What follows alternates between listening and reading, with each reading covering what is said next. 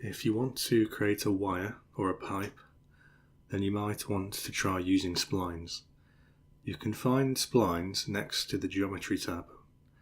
I've selected the line and I'm clicking and dragging to create each point.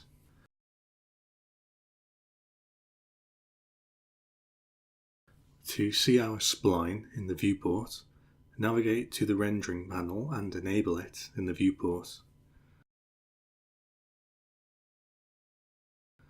Like Edit Poly, we have access to subselections to help us edit the spline. I've selected the vertices and using the Move tool to move it around.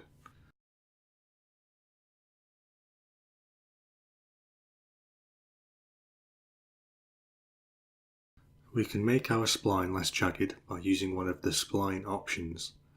I've right-clicked the spline and selecting Smooth to smooth it out.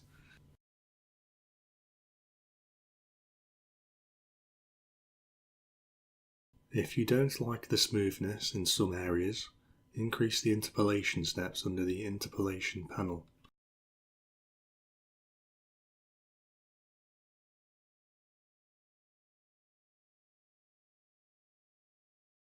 You can arrange the spline's curves using Bezier curves by right-clicking and selecting Convert to Bezier.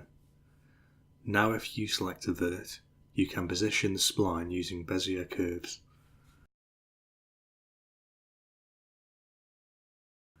Sometimes you may need to add more control points to your spline to refine it.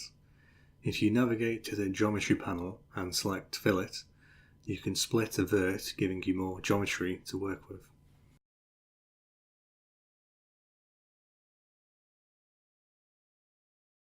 If you need to close the spline loop, use the Connect tool and drag an end vert to the other.